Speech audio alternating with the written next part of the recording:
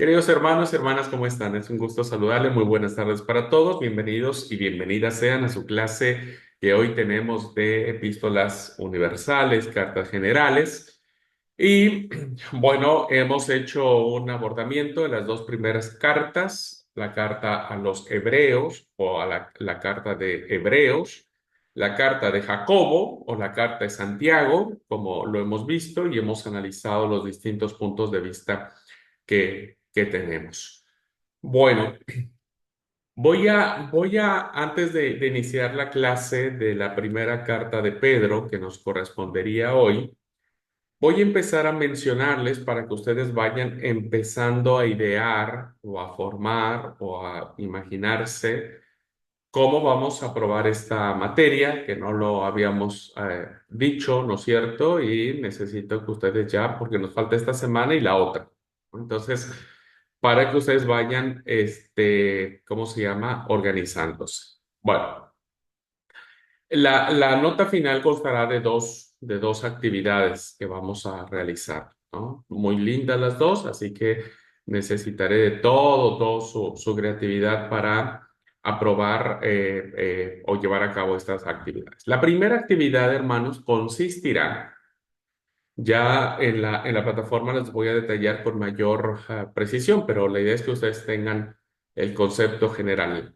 La primera actividad, hermanos, constará en que ustedes deberán organizar un concurso en la iglesia local donde ustedes asisten en función de una epístola.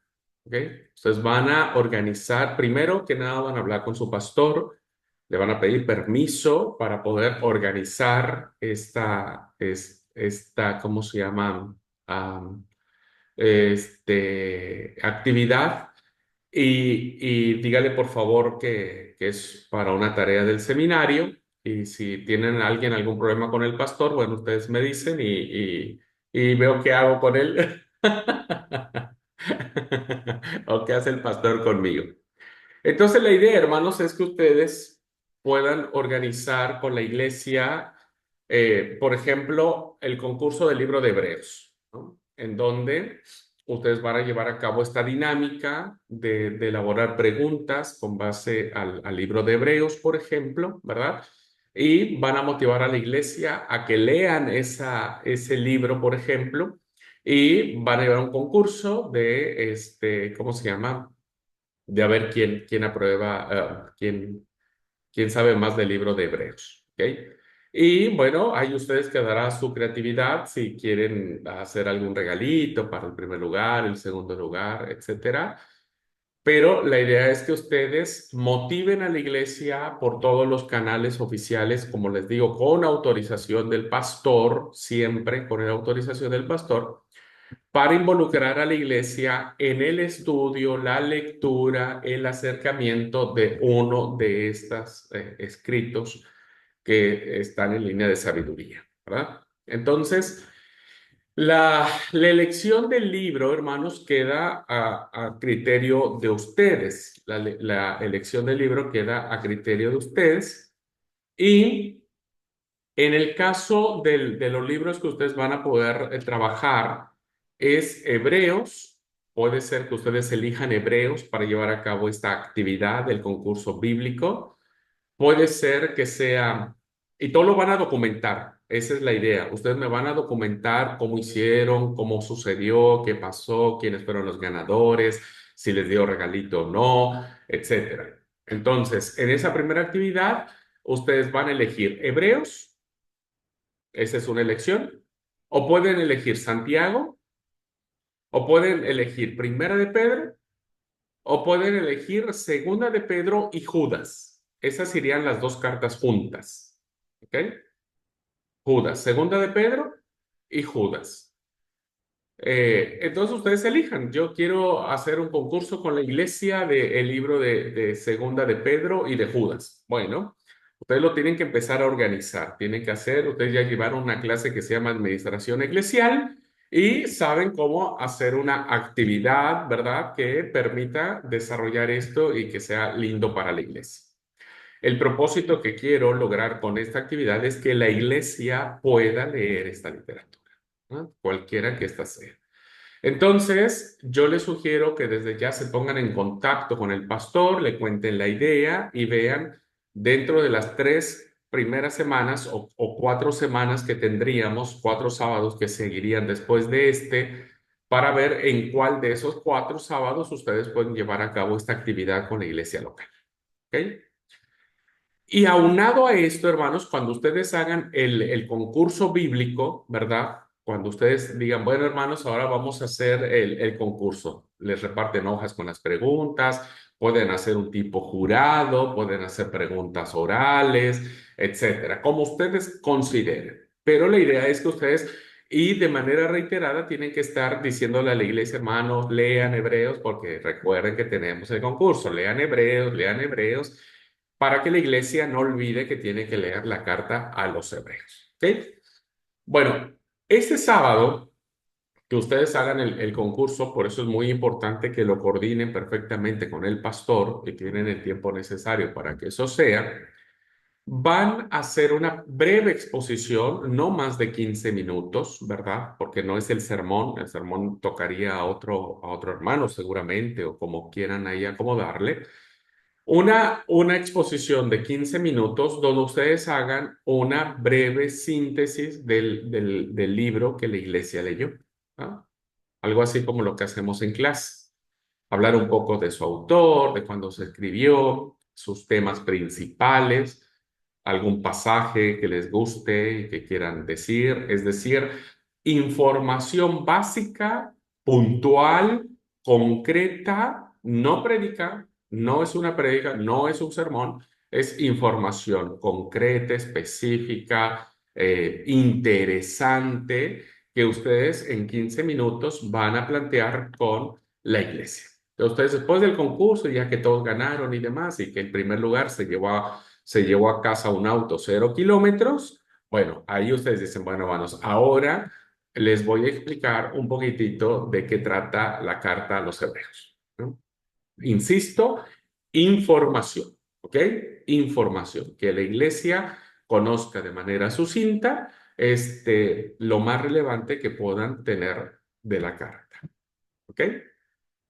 Esa sería una actividad. No sé si tengan alguna duda, alguna pregunta al respecto, pero insisto, la finalidad de esto es que la iglesia lea por lo menos una carta, o sea, Hebreos, o sea, Santiago, o sea, Primera de Pedro, o sea, Segunda de Pedro y Judas, que esas dos escritos irían juntos. ¿Ok?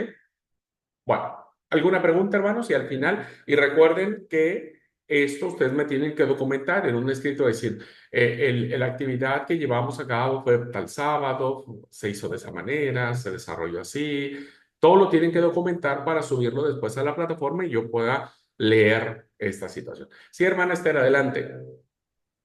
eh, Se me pasó la información que dura 15 minutos que debería exponer yo, tiene que ser después de que haya contestado las preguntas la iglesia. Sí, sí, después de que ya terminó el concurso y todo, ya premiaron o ya terminó esa actividad, ¿no es cierto? Ustedes tienen que buscar la mejor manera creativa para hacerlo y ahí después ustedes hacen esa pequeña exposición de 15 minutos. Gracias. No, a usted, gracias. Así que esta actividad, hermanos, equivale al 40% de su calificación total. Tenemos el 40%. Y el 60% que restaría es un examen que yo les voy a hacer a ustedes de las 5 cartas. De las 5 cartas. Ahí sí, ustedes tienen que haber leído o asistido a las clases, evidentemente, y el examen va a consistir de las 5 cartas o de los 5 libros. ¿Ok? Es un examen con diversa modalidad de preguntas abiertas, preguntas cerradas, falso, verdadero, relacione las columnas. Evidentemente no va a ser un examen de 10 preguntas. Así es que yo les sugiero, y los exámenes, algunas preguntas van a venir directamente del texto bíblico, no de la clase, sino del texto bíblico. ¿Ok? Entonces, yo les sugiero, hermanos queridos, como les he pedido encarecidamente, que no dejen de leer las cartas, ¿verdad? Insisto, no son muy grandes, no son muy extensas, pero que les va a servir para contestar su examen. Y va a ser a libreta cerrada el examen. Ahí solamente Dios los va a vigilar. O su angelito de la guarda, ¿no? Que el Señor les haya asignado como protector, pues es el único que los va a vigilar. Yo no los voy a vigilar, pero va a ser a libreta cerrada. ¿Ok? Y esa es la forma en que vamos a calificar esta materia que quiero, si ustedes me permiten usar la palabra, forzarlos a ustedes a que sí o sí lean estas cartas. ¿Ok?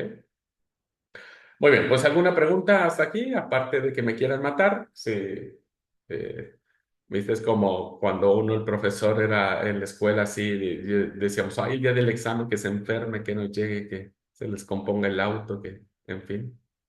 Bueno, no creo que ustedes piensen tanto así de mí, pero eh, el enemigo es el enemigo.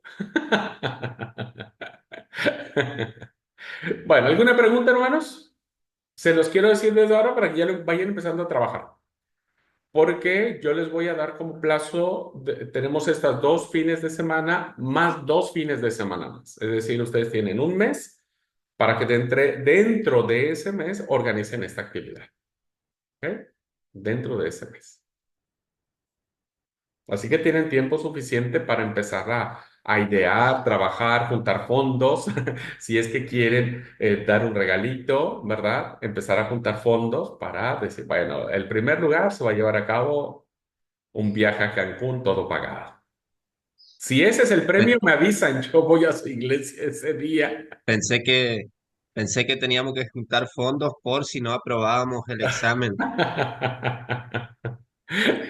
Sí, lo que les quede decir, bueno, sí, por eso que les anticipé, ¿viste? Dicen que el que avisa no es traidor. No va a ser un examen sencillo, o sea, ya, ustedes están a punto ya de salir, así que van a tener que salir muy buenos.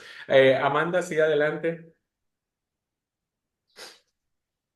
Sí, es que, bueno, yo he visto en mi iglesia que de aquí hasta el 31 de diciembre ya todos los sábados tienen una prédica o algo ya planeado. Bueno, yo igual voy a hablar con el pastor, ¿no? Pero pues he visto que ya está planeado y está en una cartelera que le toca a tal pastor, a tal persona esto, entonces igual pues voy a comentarlo y pues le informo.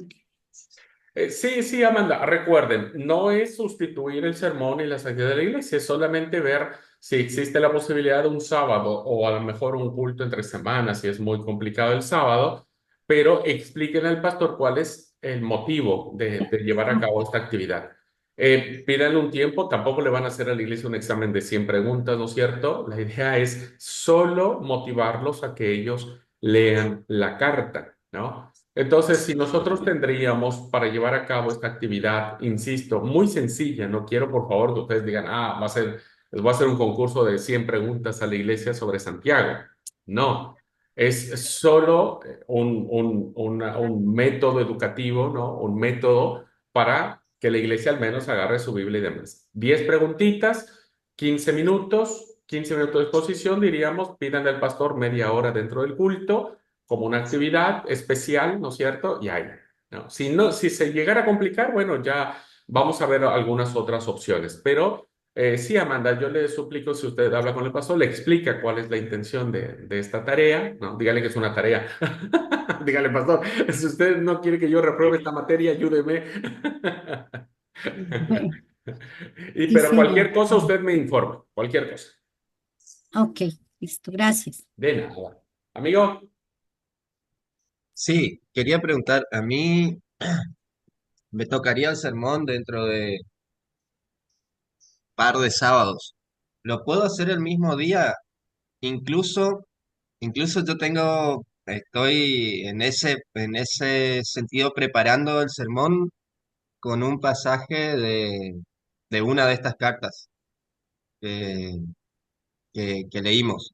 Entonces me vendría bien también hacer eh, una breve introducción a lo que es el libro, ¿no es cierto? Todo.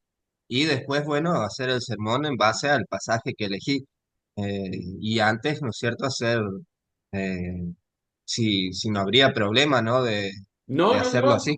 no, no, no, al Porque contrario, al así yo contrario. aprovecho el mismo sábado y Claro. no me están viendo todos los sábados a mí. No, no, no, Digo, no, y además sería buenísimo porque, como bien lo planteaste, haces la actividad, das la información, diríamos, académica, ¿no? De eso y después desarrollas un sermón, ya como tal. Entonces ahí matamos 20 pájaros de un tiro, ¿no?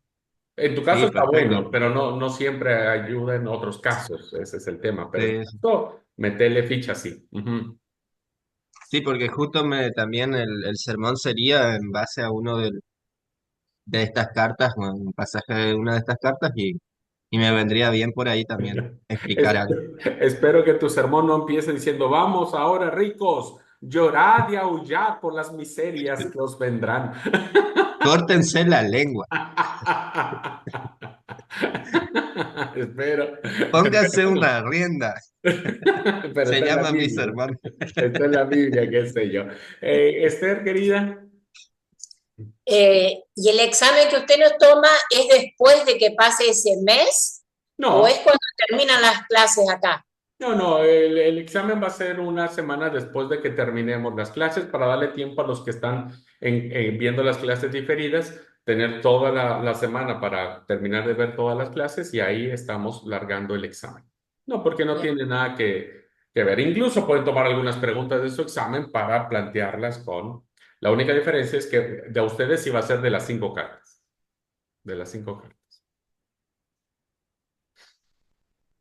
Así es que bueno, hermanos, hay que meterle ficha, meterle creatividad. Recuerden la clase de Ministerio Educativo, cómo aprenden los adultos. Yo quería ver si lo seccionábamos, pero va a ser más complicado. Vamos a hacerlo ahora para la iglesia, para los adultos en general, y después hagan el mismo ejercicio. Quien trabaje con niños puede hacer uno para los niños, ¿no es cierto? Primera de Pedro, por ejemplo, para niños es lindo. Esa es una carta que les recomendaría para trabajar con niños. O trabaje con adolescentes, con jóvenes. Puede hacerlo también, pero eso ya después usted lo puede llevar a cabo. ¿Puede ser? Bueno, igual tenemos tiempo. Yo voy a tratar de subir lo más pronto posible las consignas a la plataforma, pero bueno, ya ustedes ya tienen que empezar a trabajar sobre esto. ¿Ok? Estamos con muy buen tiempo para llevarlo. Bien, primera, dice en mi Biblia, Reina Valera, primera San Pedro Apóstol. Primera San Pedro Apóstol. No sé cómo digan en sus Biblias el título de esta primera carta. Evidentemente este título no pertenece a los originales, pero eh, en las copias después aparecen los títulos y ¿cómo se llama? La Ciudad Bíblica que editó esta Biblia mía le puso Primera San Pedro Apóstol. Bueno, vamos a leer el primer capítulo, hermanos, solamente como manera para, para introducirnos. Vamos a leer el primer capítulo. Entonces, le voy a pedir a mi hermana Esther que lea capítulo 1 del versículo 1 al 8. Mi hermana Amanda del 9 al 17. Si nos quiere ayudar, hermana Amanda, 9 al 17, 1 Pedro, y Mario del 18 al 25. Así nos dividimos entre los tres la lectura del primer capítulo de Pedro.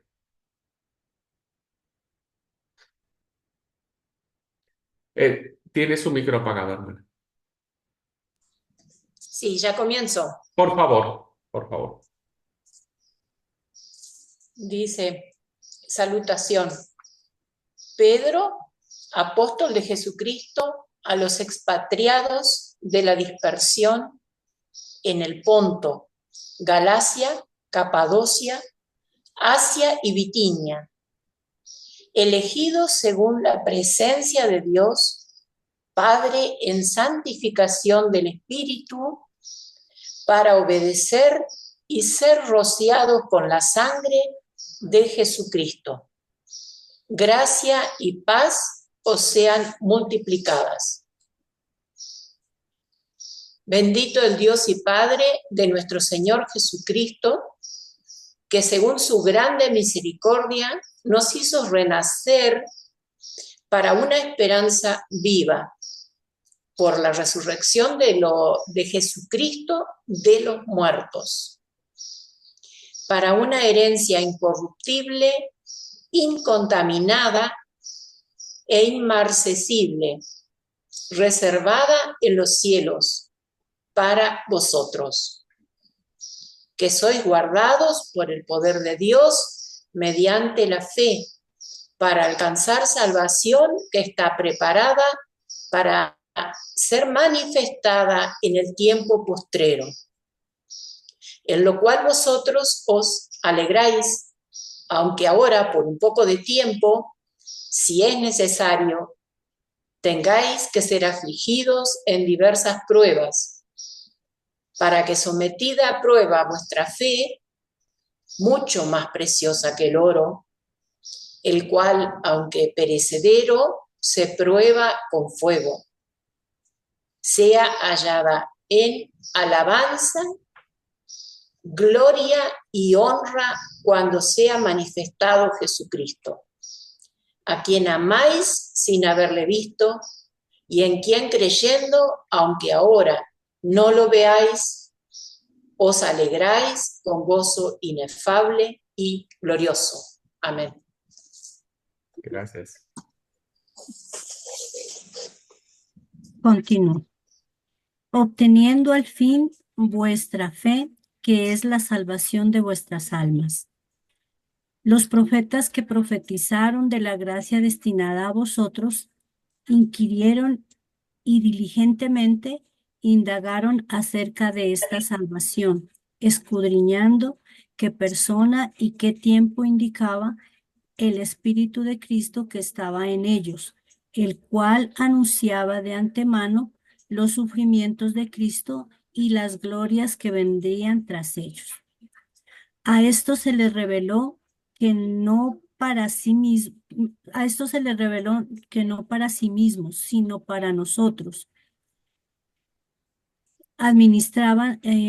sino para nosotros administraban las cosas que ahora os son anunciadas por los que os han predicado el Evangelio por el Espíritu Santo enviado del cielo, cosas en las cuales miran los ángeles. Llamamiento a una vida santa. Por tanto, ceñid los lomos de vuestro entendimiento, sed sobrios y esperad por completo en la gloria que se os traerá cuando Jesucristo sea manifestado. Como hijos obedientes, no os conforméis a los deseos que antes teníais estando en vuestra ignorancia, sino que como aquel que os llamó es santo, sed también vosotros santos en toda vuestra manera de vivir. Porque escrito está, sed santos porque yo soy santo.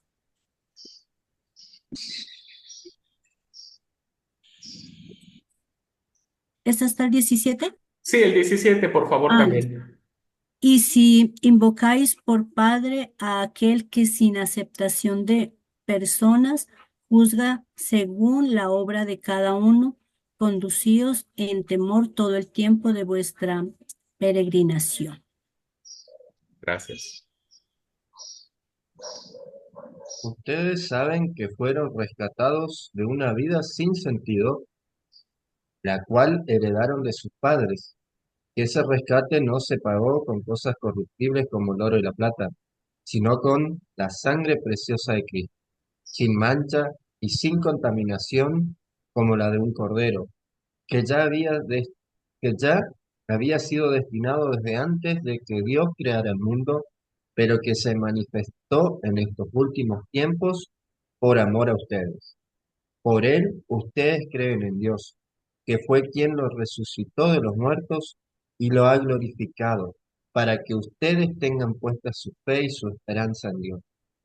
Y ahora, ya que se han purificado mediante su obediencia a la verdad, para amar sinceramente a sus hermanos, ámense los unos a los otros de todo corazón, pues ustedes han nacido de nuevo y no de una simiente perecedera, sino de una simiente imperecedera, por la palabra de Dios que vive y permanece para siempre.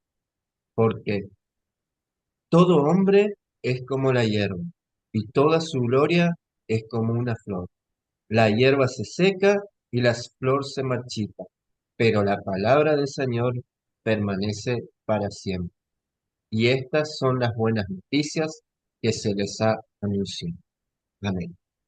Amén. Muchas gracias, amigo mío. Bueno, la verdad que estaría como para seguir leyendo porque es hermosísima esta carta del apóstol Pedro. Es una carta que evidentemente se escribe en un contexto de persecución, de sufrimiento y de calumnias.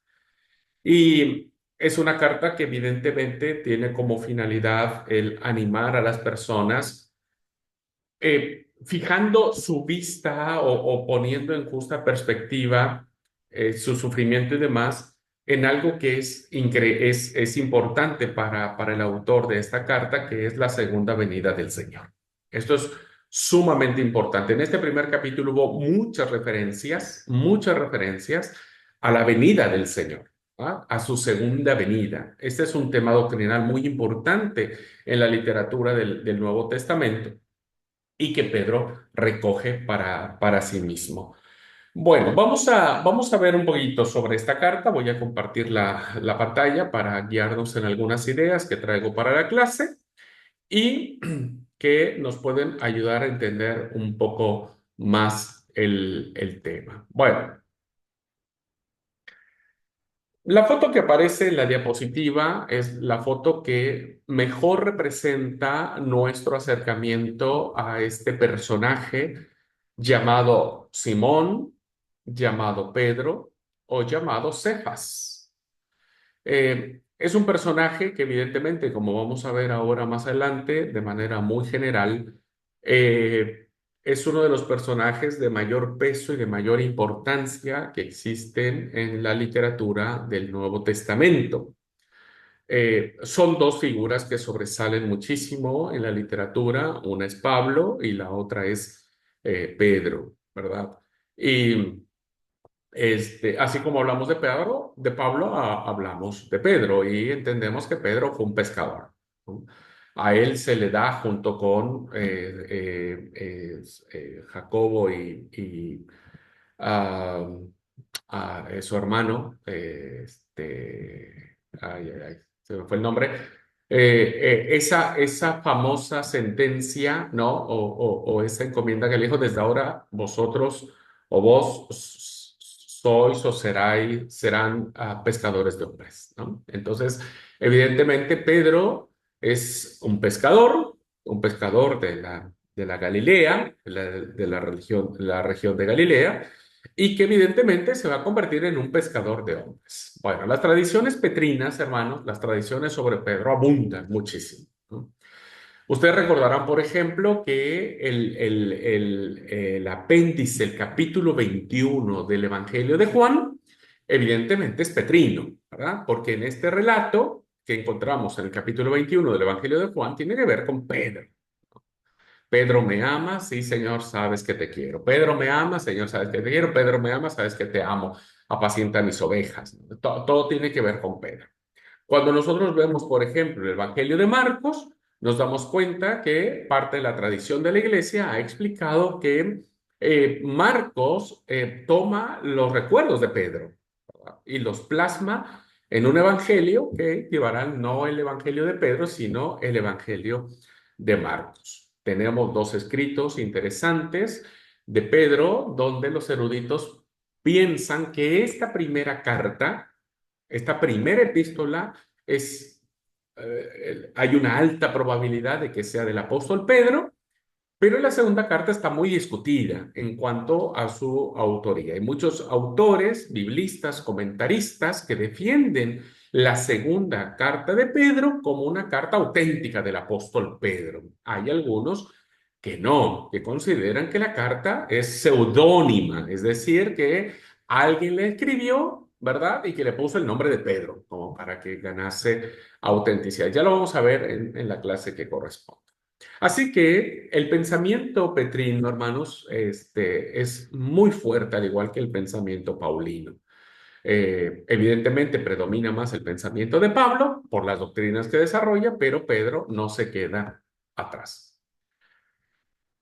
Eh, hay un dicho, ¿verdad?, de un autor que dice que dentro de toda esta literatura que estamos abordando, Hebreo, Santiago, Pedro, Judas, esta es la carta más hermosa que existe, pues ese autor llamado Gus Speed escribió: Primera de Pedro es una de las piezas más conmovedoras de la literatura de la persecución, más conmovedoras. Y como vemos claramente, el tema que aborda el autor de la carta, que en este caso nos vamos a decantar para saber que la carta la escribió el pescador, ¿verdad? El pescador de Galilea llamado Pedro. Bueno, parece ser que es una carta que tiene que ver mucho con el sufrimiento, ¿no? No sé si viene más adelante, si no me acuerdan que algo tengo que decir sobre esto, la relación que existe entre las tradiciones que se cierne alrededor de Pedro, pues están reflejadas en esta carta, ¿no? Cuando, por ejemplo, en este apéndice del capítulo 21 de Juan, recuerdan cuando le dice que se dice en ese diálogo que de cómo, cuál era la forma en que Pedro iba a morir, ¿no? De que Pedro iba a morir.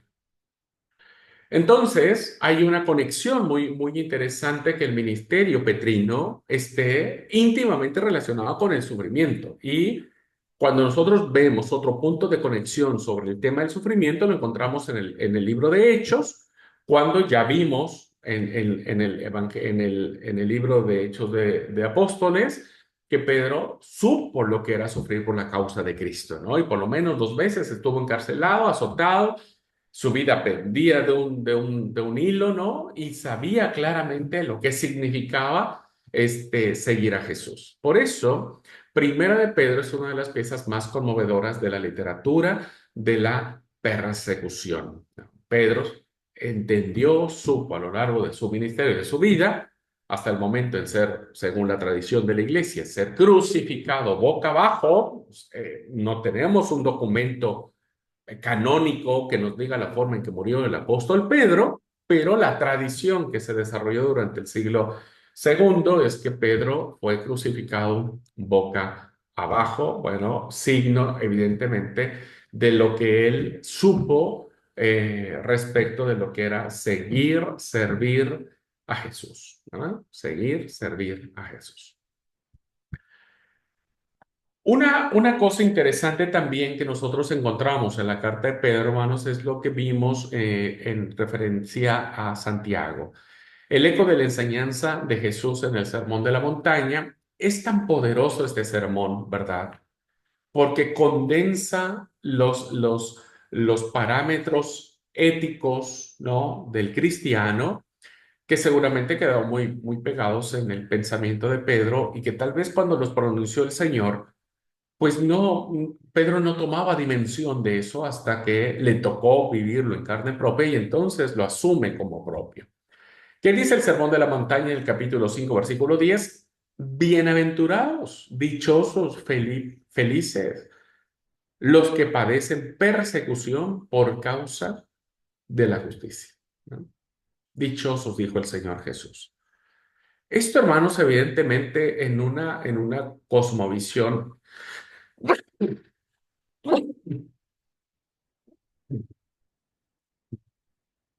Perdón, hermanos, perdón. Esto dicho desde una cosmovisión hedonista narcisista como la que estamos viviendo hoy en el siglo XXI, pues no tiene cabida, ¿verdad? No tiene un motivo de aceptación, porque lo que menos queremos hoy es padecer, menos persecución. Llámese cualquiera que sea la causa, en este caso es por causa de la justicia. Bueno, esto mismo se oye en el capítulo 3, versículo 14 de la primera carta, que dice: más también, si alguna cosa padecéis por causa de la justicia, bienaventurados son, ¿no? bienaventurados son. Entonces, vea claramente cómo la conexión que existe entre la postura del Señor Jesús respecto del seguimiento, del discipulado con seguimiento, o el seguimiento como signo de discipulado, más bien, el seguimiento como signo de discipulado, pues se hace presente por medio de la persecución, ¿no? O del sufrimiento, del dolor. Insisto, hermanos, hoy en el siglo XXI, en esta sociedad narcisista de la cual ustedes y yo formamos parte, no cabe la palabra sufrimiento, ¿verdad? No cabe la palabra sufrimiento. Inventamos medicinas para no envejecer, inventamos tratamientos para apalear cualquier situación, inventamos mil distracciones como para no darnos cuenta de lo que estamos pasando. Pero ya en la carta de Pedro encontramos esta interesante reflexión. Ahora, ¿qué tenemos que hablar académicamente de la carta de Pedro? Aparte que, insisto, es una carta muy pastoral, ¿verdad? Pues solamente un pastor, como aparece en el capítulo 5 de esta carta, que se identifica como un pastor, como un anciano, ¿no? No tanto en edad, sino más bien en el carácter de liderazgo que tienen los líderes de la iglesia como cuidadores de la grey, pues evidentemente tiene que ver con la paternidad literaria del libro, ¿no? Entonces, no es hasta el siglo XIX, ¿verdad?, en donde la tradición de la iglesia, la mayoría de la tradición de la iglesia, sostenía que la primera carta de Pedro era propia del pescador, ¿verdad?, del discípulo pescador del Señor Jesús. Y entonces había autores como este, llamado Renan, un erudito que no solo no era tan conservador, pero hace un interesante señalamiento respecto de la autenticidad de la carta. Y fíjense lo que dice Renan. Dice, la primera epístola es uno de los escritos del Nuevo Testamento que se han citado como genuinos desde siempre y unánimemente, ¿no? Entonces, a través de este autor podemos nosotros reflejar la postura que existe entre los eruditos biblistas, entre los estudiosos que defienden la paternidad literaria de Pedro como su autor. Pero tenemos otro, ¿verdad? Que, insisto, a partir del siglo XIX se va a empezar a dudar de la paternidad literaria del pescador, y Beard publicó en 1947 un libro donde se atrevió a afirmar diciendo, no cabe la menor duda de que Pedro es un seudónimo, ¿no? La pseudominia, hermanos, era una forma muy común del siglo primero respecto de los escritos que se elaboraban. En la literatura del primer siglo, hermanos, había autores, ¿verdad?, que usaban el nombre de personajes famosos, ¿no? Les ponían el nombre de personajes famosos para que de esa forma la obra que ellos crearan pues pudiera tener un impacto muy fuerte y muy poderoso entre sus lectores, aun cuando ese personaje al cual le atribuyen la obra no haya escrito la obra o haya muerto hace muchísimo, muchísimo, muchísimo tiempo, pero que evidentemente pues es una figura sobresaliente. De eso se trata la pseudominia, ¿no? Que, insisto, no era mal visto en el primer siglo, ahora tal vez sí, ahora sería un delito, ¿no? No colocar el nombre suyo, usar un nombre ajeno, etcétera, pero en aquel tiempo no. Entonces, la crítica bíblica ha establecido que la carta de Pedro no es del apóstol, sino que alguien eh, posterior a la muerte del apóstol, escribió este libro y le puso su nombre. Sin embargo, el punto de vista tradicional que aceptamos sin la menor duda es que la primera carta de Pedro fue escrita por la inferencia que existe en la misma carta. Si ustedes leen, quienes ya leyeron la carta saben de lo que estoy diciendo, porque estoy citando textos de que están en la primera carta. Pero si ustedes miran el capítulo 5, dice versículo 13, capítulo 5, versículo 13, la iglesia que está en Babilonia, elegida juntamente con ustedes.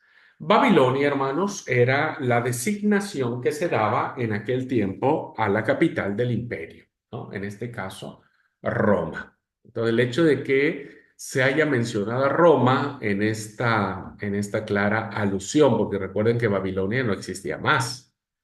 El ejército babilónico fue derrotado por el ejército persa, ¿no? Sin en cambio, para la mentalidad de los judíos, pues Babilonia siempre quedó ¿cómo le diríamos? Con esa imagen, ¿verdad? De ser la terrible. Por eso es que Apocalipsis incluso va a hablar sobre la Babilonia como una ramera, porque evidentemente dentro de la mentalidad judía, pues Babilonia significó lo peor, porque fue quien destruyó el templo y quien se llevó a cautivo a Israel. Bueno, nosotros nos vamos a decantar, hermanos, por pensar que esta primera carta de Pedro fue escrita desde Roma, ¿no? La capital del imperio, y que fue escrita por el apóstol Pedro, pero hay dudas sobre el año en que se escribe. Las dudas vienen, queridos alumnos, respecto a la paternidad literaria, porque algunos van a colocar el fenómeno de la persecución pues muy lejos, en el 90, por ejemplo, ¿no? Y para esa fecha el apóstol ya había muerto. Entonces tiene que haber sido una persecución antes. Se cree que el apóstol Pedro, junto con el apóstol Pablo, no se sabe la fecha exacta en la que ellos mueren, pero estamos hablando entre el 63 y el 65, ¿verdad? Entre esas fechas, los dos grandes paladines del cristianismo terminan, uno siendo crucificado y el otro siendo decapitado. Así que la carta tendría que haberse escrito entre el 62 y 63. Por eso es ese signo de interrogación donde dice el 67, ya es muy tarde. Pero pensando también que el apóstol Pedro pero pudo haber muerto en ese año, pero no, los datos más ortodoxos que tenemos de la muerte del apóstol fue 63-65, ¿no? Igual que la del apóstol Pablo, perdón. Así que, a efectos de esta cátedra y siguiendo la concepción mayoritaria de los autores, eh, Pedro escribe la carta, la escribe en Roma, evidentemente tiene que escribirla antes de que él muera, es decir, en los días que siguieron inmediatamente a la primera persecución de cristianos por Nerón, que iba dirigida a los cristianos de las partes de Asia Menor que se mencionan en el encabezamiento, ¿no? Ya lo leemos ahora. Dice que la carta fue escrita a los expatriados, ¿no? A los que están en la dispersión, Ponto, Galacia, Bitinia, en todo lo que es la región del Asia, actual Turquía, ¿no? Actualmente Turquía es toda esa región a la cual el apóstol Pedro dirige su carta. Algunos autores manifiestan, hermanos, que la carta no solamente se refería a ciudades en concreto, sino a regiones que tenían que ver con estas localidades. Evidentemente, es una carta que va dirigida, diríamos, a muchos públicos, ¿no? A muchos públicos, pero que los une un solo sentimiento que es la persecución. Bueno, pasado esto y que lo voy a ir comentando, cuáles son las objeciones que los eruditos que están en contra de la autenticidad literaria de esta carta atribuida a Pedro, cuáles son esas objeciones que ellos tienen y bueno, vamos a tratar de contestarlas para salvar a efectos de esta clase la postura que tomamos de que Pedro efectivamente haya escrito esta carta. Y lo primero que tenemos que ver, hermanos, es el autor, conocer un poco quién era Pedro. Perdón, insisto, las tradiciones bíblicas lo sitúan a veces como Simón, a veces como Simón Pedro, a veces solo Pedro, o muchas veces como Cefas, ¿verdad? O piedra o roca, que es también como se le conoce. Bueno, al igual que Pablo, Pedro es sumamente conocido por todos y cada uno de nosotros, pero vamos a ver algunas cositas de su biografía. Según el Evangelio de Mateo, en el capítulo 16, 21 al 23, en los días del ministerio terrenal de Jesús, Pedro rechazó la idea de un Mesías sufriente. Ya hay una conexión aquí interesante de lo que después Pedro tendría que aprender. Y reprende al Señor Jesús cuando éste anuncia su muerte y la forma en que iba a morir. Evidentemente a nadie nos gusta decir que alguien se va a morir, ¿no es cierto? Y menos saber la forma en que va a morir. Y entonces por eso vemos en el 21 al 23 que dice, desde entonces comenzó Jesús a declarar a sus discípulos que le era necesario ir a Jerusalén y padecer mucho, padecer mucho. Es decir, es una expresión a la vez vaga, pero a la vez muy puntual, ¿no? Ya el superlativo mucho, o podría haber sido muchísimo, ya es el superlativo, pues ya nos implica claramente cuál era la intención de la declaración de Jesús. Entonces Pedro, dice Mateo, tomándolo aparte, comenzó a reprenderlo. Imagínense la escena. ¿Qué pudo haberle dicho Pedro, no, al Señor para que llegara a ese punto de reprenderlo, como diciendo, pero vos no podés estar hablando así, vos no podés estar diciendo de esta forma, vos no podés pensar que te vas a morir, vos no sabés lo importante que sos, vos no sabés que esto no caminaría si vos no estás aquí con nosotros, etcétera? Y entonces, de manera muy diplomática, Mateo toma estas palabras y le dice, la forma en que lo reprendió fue diciéndole, Señor, ten compasión de ti, en ninguna manera esto te acontezca. Es una forma muy diplomática, ¿no? Muy cristiana de decirle al Señor, déjate de esas ideas. Eso no tienes ni que pensarlo ni que decirlo. ¿Cuál fue la respuesta del Señor? Jesús volviéndose le dijo a Pedro, quítate delante de mí, Satanás, me eres tropiezo porque no pones la mira en las cosas de Dios, sino en las cosas de los hombres. Desde ahí, en este entrenamiento que va a tener el gran apóstol Pedro, ¿verdad? O Simón, o Simeón, como en otros manuscritos aparece escrito su nombre, pues evidentemente vemos que en esta escuela de enseñanza, pues iba a aprender, iba a aprender mucho de lo que iba a ser el sufrimiento. Otro punto de conecte que tenemos con la figura de Pedro en función de la carta que tenemos frente a nosotros fue el momento en cuando viene la gente a querer aprender al Señor Jesús, a Pedro le sale, ¿viste? El apellido, y dice que cuando vienen los tipos para arrestar al Señor, Pedro toma una espada y le corta la oreja a Malco, la oreja derecha, al siervo del sumo sacerdote, Malco, porque evidentemente él no estaba dispuesto a permitir que, mucho menos, que nadie sufriera, mucho menos el Señor, ¿no? Y por eso dice Juan 18, 10 y 11, entonces Simón Pedro, que tenía una espada, la desenvainó e hirió al siervo del sumo sacerdote, le cortó la oreja derecha y el siervo se llamaba Malco. Entonces Jesús le dice a Pedro, mete tu espada en la vaina, la copa que el Padre me ha dado, no la he de beber. Hay una clara alusión al sufrimiento. Evidentemente, la acción de Pedro es una acción de una profunda resistencia al sufrimiento, ¿ah? Al dolor, a la muerte en sí misma. Por eso la forma que tiene para defenderse es cortándole la oreja a Malcolm. Imagínense la escena, o sea, eso haber salido sangre por todos lados, ¿no? Eh, y, y no sé si el Señor Jesús le sanó y le restituyó la oreja o dejó que Malco quedara con una oreja nada más. No tenemos una alusión de qué es lo que había sucedido, ¿no? Ahora, no sabemos si le cortó toda la oreja, parte de la oreja. Lo que quiero decir es que la resistencia que muestra Pedro, pues es una resistencia muy consistente a no sufrir. Cosa contraria a lo que él ya nos está escribiendo en su epístola.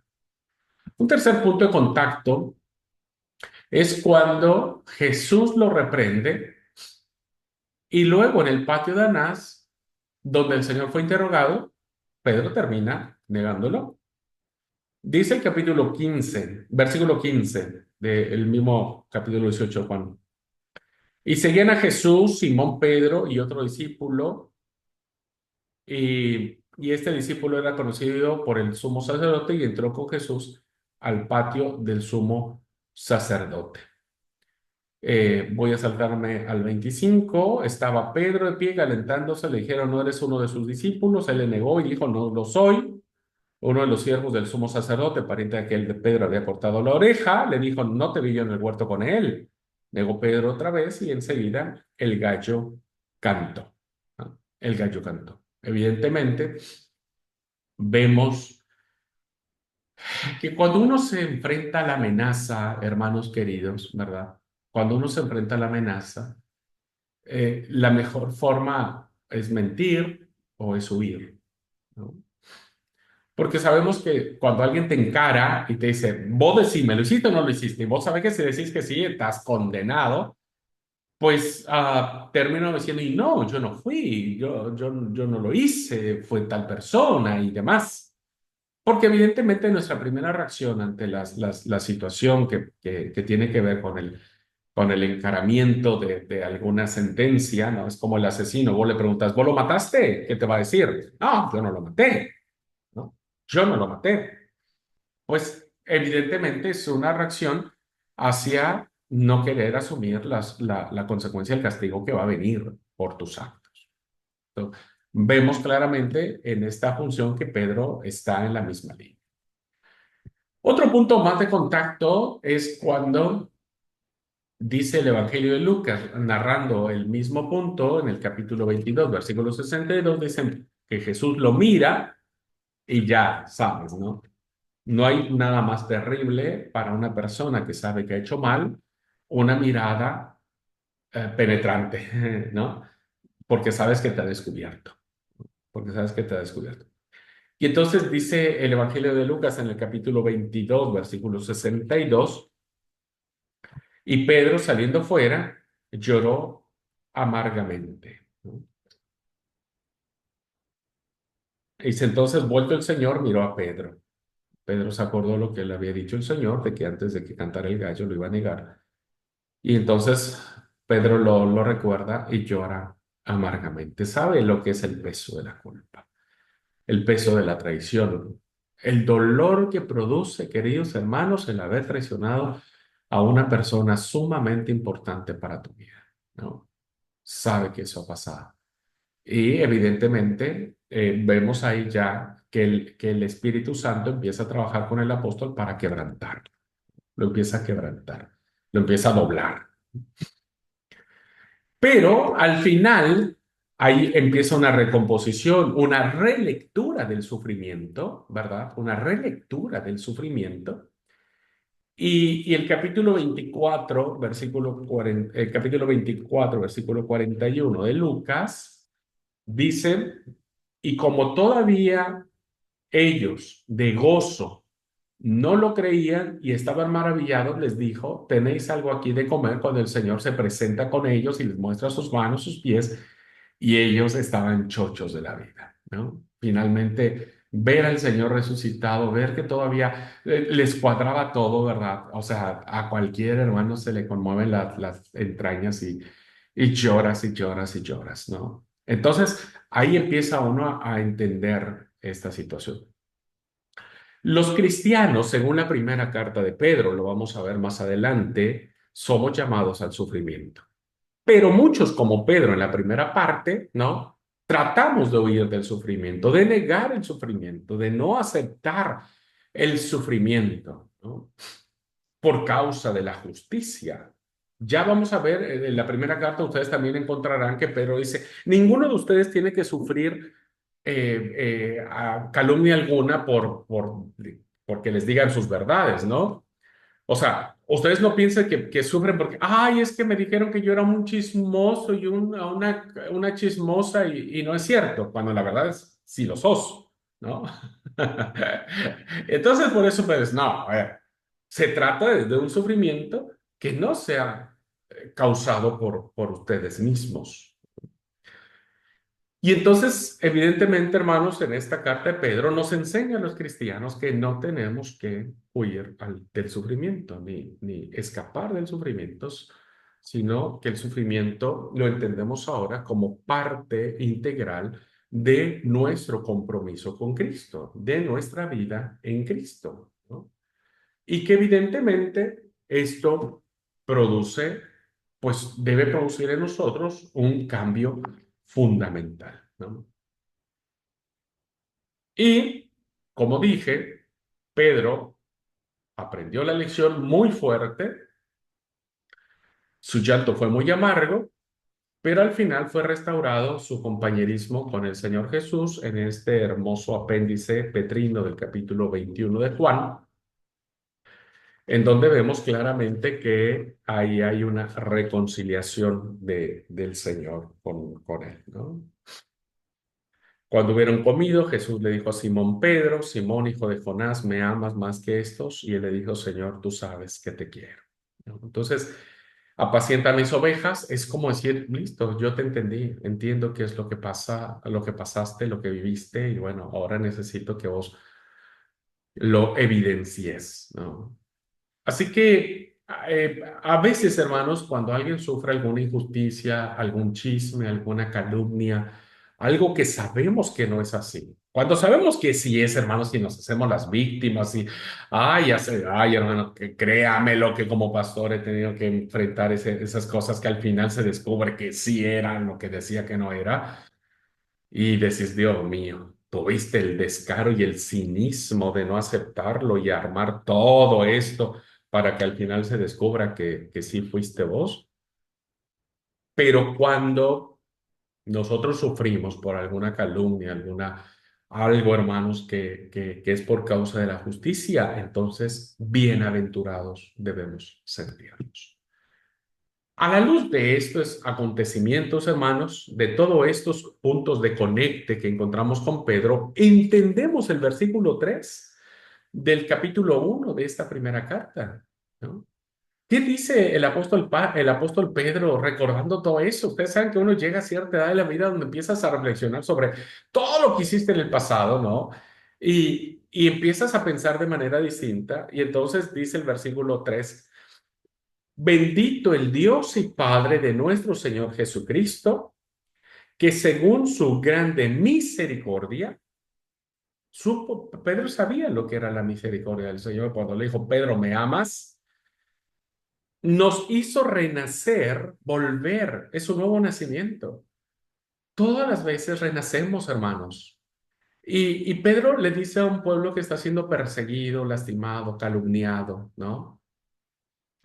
Nosotros volvemos a renacer para una esperanza viva por la resurrección de Jesucristo de los muertos. Aquí encontramos otro punto de la teología del Nuevo Testamento respecto de la resurrección, ¿no? Ya Pablo nos habla mucho sobre esto. Bueno, ahora Pedro también nos habla sobre la resurrección. Pero no solo el versículo 3, creo yo, a mi juicio, que el versículo 2 nos lo dice de una manera increíble. Versículo 2 y 3. Dice el versículo 2: elegidos según la presencia de Dios Padre en santificación del Espíritu para obedecer. Qué interesante esto, hermanos, ¿no? Porque obedecer al Señor no es diríamos, déjenme decirlo de esta manera, no es un regalo. Obedecer al Señor ¿cómo podría yo explicarlo, hermanos? Para decirles que no es así como: ¡ay, qué lindo!, ¿no? Me tocó el mejor regalo de todos, ¿no? La obediencia al Señor. O sea, sí es un lindo regalo, probablemente el mejor de todos, pero uno no puede decir: ¡ay, me tocó el mejor! Porque evidentemente aprender a obedecer al Señor tiene su costo. Y el costo es muy elevado, el costo es muy grande. Y por eso dice: elegidos para obedecer. Ya después vamos a ver qué es lo que Pedro quiere que sus oyentes obedezcan. Evidentemente, una vida santa. No permitan que ni la persecución, les permita tener algún pretexto para decir, no, ahora como soy perseguido, ahora como estoy mal, ahora como todo el mundo me ataca, bueno, ahora, ¿no? Como algunos hermanos cuando cometen algo mal y alguien los confronta, le dicen, vos hiciste esto, y el hermano no, o la hermana no, yo no soy, yo no fui, que no sé, y a capa y espada dicen que no, y después cuando se descubre que sí, todavía tienen el cinismo de decir, bueno, yo no lo hice, pero tanto me dijeron que yo lo hice, pues ahora lo hice para que se les quite. No, no, dice Pedro, no, nadie puede decir eso, ¿no? Así como el Señor es santo, vosotros también tenéis que tener una forma santa de vivir. Entonces, por eso estoy leyendo el versículo 2, que es maravilloso. Elegido según la presencia de Dios Padre en santificación del Espíritu, para obedecer y ser rociado por la sangre de Jesucristo. ¿Qué les dice esta expresión, hermanos? ¿Qué les dice esta expresión? Pues que la sangre de Jesucristo no la compraron en un kiosco, no la compraron en una tiendita, ni en un súper, ni en un autoservicio. La sangre de Cristo fue derramada por un sacrificio, ¿no? Por una crucifixión, por una muerte horrenda, dolorosa, ignominiosa. Sin embargo, ahora Pedro no mira la sangre de Jesucristo, es decir, el sacrificio de Cristo, que anteriormente le había dicho al Señor, no dejes que te mate, no dejes que nadie haga que tu sangre se derrame. Ahora la idea que tiene Pedro es porque ahora debemos ser rociados con la sangre de Jesucristo, es decir, tenemos que seguir el ejemplo del Señor, el ejemplo del Señor. Así que para mí era importantísimo, hermanos, que ustedes hicieran conexión entre lo que encontramos en esta primera carta, ¿no? Y lo que evidentemente va a plantear el apóstol en función de su experiencia, en función de su propia vida. ¿Ok? Bueno, pasado este punto de conexión para familiarizarnos y entrar en confianza con lo escrito en esta hermosísima carta, vamos a ver cuáles son los temas, ¿verdad? Los temas que tienen que ver con esta carta. ¿Cuáles son los aspectos informativos que nosotros podemos llegar a conocer sobre esta carta? Bien, el primero de ellos es la segunda venida, hermanos, ¿no? La segunda venida, que como ustedes saben, para los cristianos de la primera generación, la venida del Señor Jesucristo era inminente, ¿no? No solamente era inminente, era algo que la gente estaba esperando, aguardando con ansia, ¿no? Y que evidentemente ese era como que el motivo que les daba para vivir. Bien, ¿dónde encontramos este mensaje? Porque fíjense que segunda venida y persecución es un tema muy ligado, por ejemplo, a la apocalíptica. Ya lo vamos a ver cuando veamos el libro de Apocalipsis. El libro de Apocalipsis, que tiene que ver con persecución, sufrimiento, bestias, animales con distintos rostros, tópicos de las trompetas, las copas de la ira, etcétera. Todo tiene que ver con esto, ¿no? Está en función de la parucía, es decir, de la manifestación gloriosa de Jesucristo por segunda ocasión. Entonces va muy relacionado el tema, ¿no? Va muy relacionado el tema. Bueno, ¿dónde vemos este punto? ¿Alguien quiere leer el versículo 5? ¿Me ayudan a leer, por favor? Versículo 5. Estamos a de la primera de Pedro. Pero si me ayudan a leer, así avanzamos.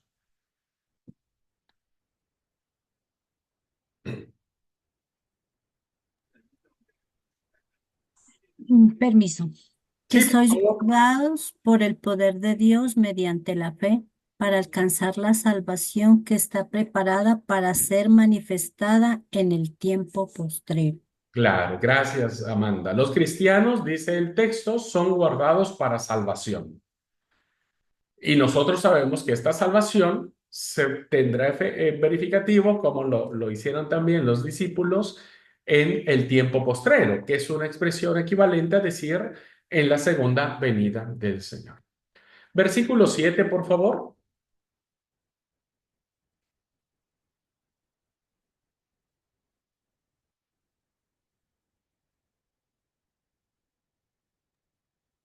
Para que sometida a prueba vuestra fe, mucho más preciosa que el oro, el cual, aunque perecedero, se prueba con fuego, que se halla- que sea hallada en alabanza, gloria y honra cuando sea manifestado en Jesucristo. Gracias. Entonces, los que se mantengan firmes en la fe, dice Pedro, estarán a salvo del juicio venidero, que es cuando el Señor Jesucristo se manifestará, ¿verdad? Para que sometida a prueba vuestra fe, como el oro, el cual, aunque es perecedero, se prueba con fuego, sea hallado digno, ¿verdad?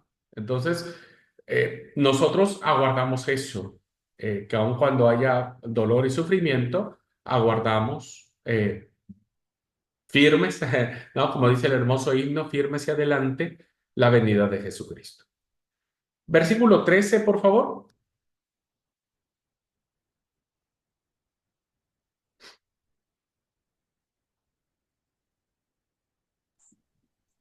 Versículo 13 dice, por tanto, ceñid los lomos de vuestro entendimiento, sed sobrios y esperad por completo en la gracia que se os traerá cuando Jesucristo sea manifestado.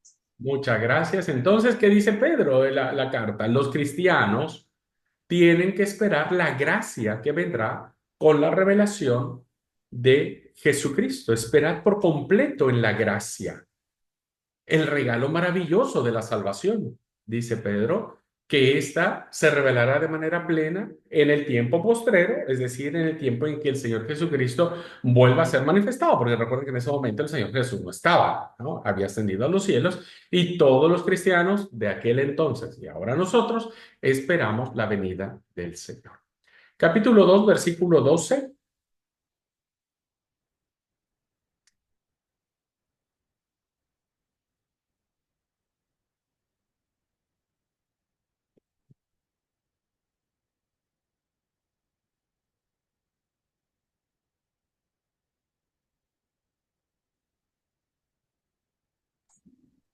Capítulo 2, versículo 12, Sí.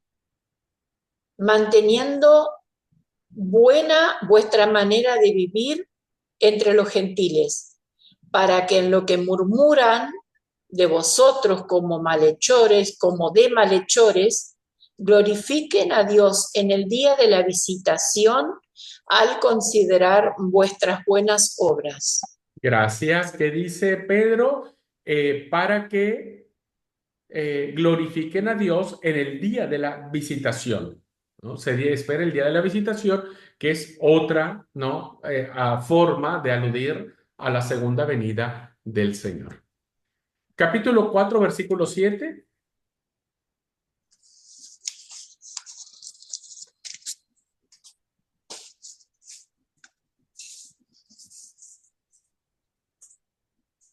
Cuatro, versículo 7. Sí. Mas el fin de todas las cosas se acerca. Sed, pues, sobrios y velad en oración. Gracias. Volvemos otra vez aquí a este sentido de urgencia que tienen los cristianos del primer siglo para esperar que el final de todas las cosas se acerca. Y ustedes saben que el final de todas las cosas, pues, es la venida del Señor Jesucristo. Capítulo 4, versículo 13. Recuerden que estamos viendo, vean todas las alusiones que hay en la primera carta respecto de la venida del Señor. Es un tema sumamente importante para Pedro. Y aquí vemos claramente la urgencia que tiene Pedro, porque Pedro ahora reconoce que tal vez lo que él no pudo haber vivido con Jesús al momento de su ministerio terrenal, ahora lo anhela con tanta fuerza y con tanta vehemencia que se lo transmite a sus lectores diciendo, esperemos la venida del Señor Jesucristo. 4:13, por favor. Sino, Sigue, hermana, sigue. sino gozaos por cuanto sois participantes de los padecimientos de Cristo, para que también en la revelación de su gloria os gocéis con gran alegría. Gracias. ¿Qué nos está diciendo esta carta? Los que sufran con Cristo, los que sufran por Cristo, ¿verdad? Se regocijarán con Él cuando se revele su gloria. Qué interesante esto, hermanos. Yo me pongo a pensar y tal vez estoy equivocado, pero evidentemente tendrán mucho mayor gozo en aquel día los que fueron asesinados por la causa de Jesús que nosotros, válgase la redundancia. No quiere decir que nosotros no tengamos gozo, pero tal vez nosotros muramos en buena vejez, en nuestra casa, sin mayor problema en la vida, pero el hecho de haber sido asesinados por la causa de Cristo y resucitar y ver al Señor y decir, volvería a dar mi vida otra vez por tu causa, creo que va a ser muy lindo y bueno, Pedro lo sabía muy bien, ¿no? 4:17, otro texto más.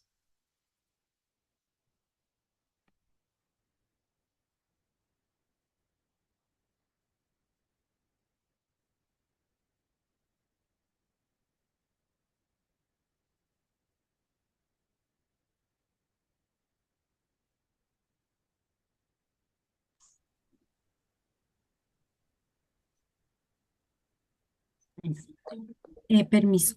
Sí, 17. Porque es tiempo de que el juicio comience por la casa de Dios. Y si primero comienza por nosotros, ¿cuál será el fin de aquellos que no obedecen el Evangelio de Dios? gracias. Entonces vemos, más allá de explicar el texto, vemos claramente que hay otra alusión a una venida del Señor donde dice el juicio ha de comenzar por la casa de Dios. Entonces sabemos que ese juicio se va a llevar a cabo en la venida del Señor Jesucristo. 5:1, capítulo 5, versículo 1.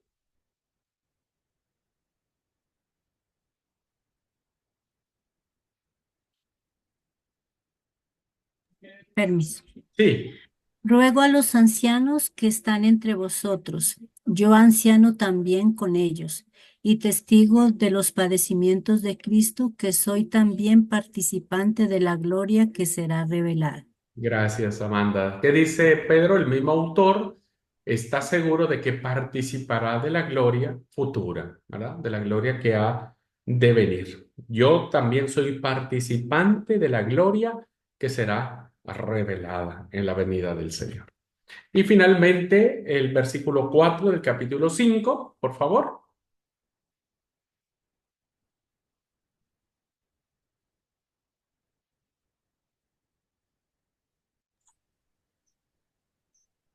Y cuando aparezca el príncipe de los pastores, vosotros recibiréis la corona incorruptible de gloria. Gracias, Esther. Entonces, ¿qué nos dice Pedro en esta carta? Cuando el pastor supremo aparezca, el cristiano fiel recibirá una corona incorruptible de gloria. No importa lo que hayas sufrido, cómo hayas padecido, si tu vida fue corta, fue larga. Cuando es por la causa de Cristo, cuando sufrís por Cristo, eh, también, queridos hermanos y hermanas, podemos nosotros estar seguros de que seremos participantes de la gloria que está por venir. Está por venir.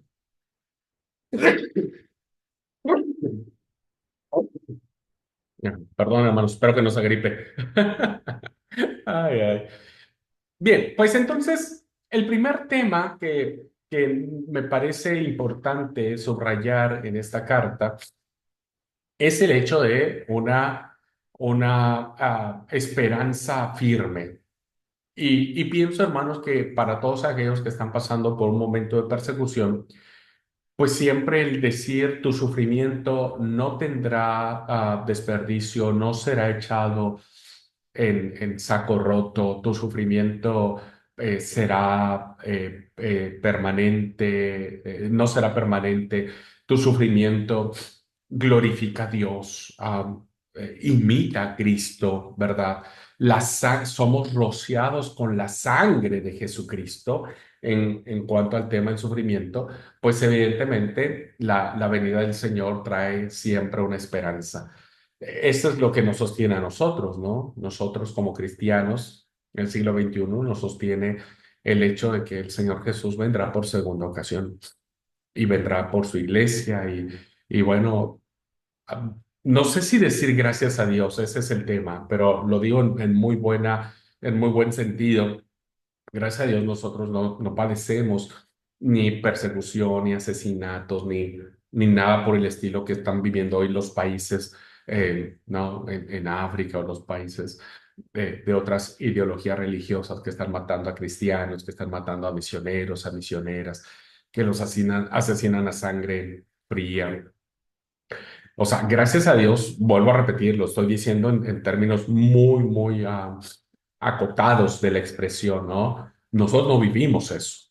Estamos re bien, tenemos nuestra casa, viajamos, comemos, gastamos, reímos, bebemos, etcétera, todo, ¿no? La pasamos re lindo y sufrimos porque a veces nos metemos en cosas, en deudas que no nos tenemos que meter o qué sé yo, pero este, insisto, aquella gente que está muriendo, que está siendo asesinada, violada, abusada, mil cosas, hermanos, horribles que uno no lograría entender, pues a ellos les queda esta esperanza de que su muerte no será en vano y que algún día recibirán la corona incorruptible de gloria. Bueno, ojalá y este mensaje para la iglesia hoy sea en día no estemos tan cómodos, no estemos tan cómodos, ni en la iglesia ni en nuestra casa. Así que hay que estar siempre preparados. No sabemos qué pueda pasar en nuestros países, ¿no es cierto? No sabemos, pero que esta esperanza de lo que vivimos pueda guardarnos hasta la venida de nuestro Señor Jesucristo. ¿Ok? Bueno, vamos a dejar aquí la clase, hermanos y hermanas. Todavía tengo mucho más que decir de la primera carta de Pedro, pero eso lo vamos a ver en la próxima clase. ¿Ok?